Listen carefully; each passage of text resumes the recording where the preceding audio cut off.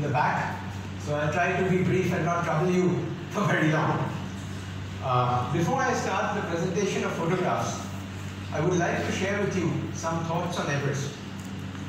Whenever I think of Everest, actually three people come to mind.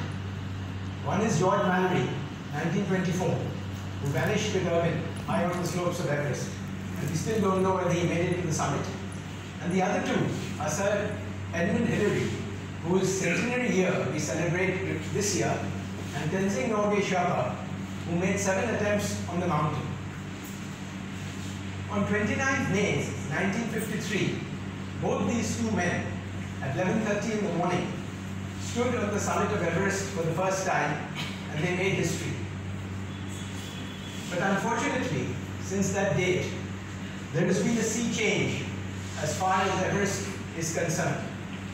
And sadly today, the mountain is mired in controversy. There are problems of overcrowding, both on the mountain itself as well as on the trekking trails below, especially during the peak season. There are issues with inexperienced climbers paying up to $50,000 each for a chance to stand on the summit of Everest. Many have perished in their quest. There are issues of climber-Sherpa confrontation, which was never there before, sometimes extremely ugly. And along with this, the basic profile of the Everest trekker has also changed. A trek to base camp has unfortunately become an item to tick off the bucket list, take a selfie with the mountains, post it from base camp on Facebook and Instagram, and try to get 200 likes in 5 minutes. That is sad, but that is the reality today. But despite all this, Everest still remains Everest, and the haunting beauty of the Solukhumbu remains unchanged. So I was last in the Everest region in November 2018, almost a year ago, and I climbed up to the high point, Kolkata, from where you get a 270-degree view of all the mountains. And when I came down that evening, I wrote a few lines in my mobile phone. So I was looking at those lines actually before coming today, and they're quite relevant, so I'll just read them out to you.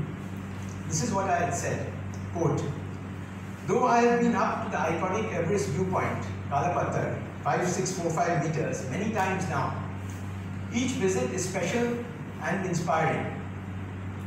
This morning, I reached the top around 10 a.m. The weather was unlike November. Clouds were swirling around the mountains, and Everest played hide and seek with us for most of the way up. Luckily, when we reached the top, the weather partially cleared, and we were able to see the summit, the South Summit, the Hillary Step, the entire Southeast Ridge, the South Col, and the infamous Everest Icefall. But best of all the satellite peaks of Everest were visible. And if you look from left to right, just behind Kolkata is the huge dome of Pumori, and just next to that is the snow peak of Lingtren. And then you have the long ridge which connects Lingtren to Kubutse, and it connects further to a pass called Lola, behind which is Tibet. And actually Mallory stood on this pass in 1921 and looked into Nepal, but pronounced it very difficult and went back into Tibet. And then as you go further down, you have Everest, and just in front of Everest, you have the massive south wall of Lhotse, which actually dominates the entire Kolkata view. And then moving further to the right, you have the shapely spire of Ahmedabad, one of the most beautiful mountains of the Solukhumbu. And finally, right to the west is a arc with 4 mountains, all around 6,000 meters or so, Kantega, Kamserku, Taboche, and Cholatse. So this finishes this entire spectrum of view from Kolkata. So I went on to say, the Khumbu is overcrowded this year. The flights are overbooked, the lodges are busy and noisy. The trails have lines of trekkers waiting to pass on the bridges. There are helicopters every hour waiting to fly back tired or sick tourists to the luxuries of Kathmandu and Lukla after they finish base camp. They don't want to walk anymore. But when I stood on Kolkata today, all this fell away seamlessly.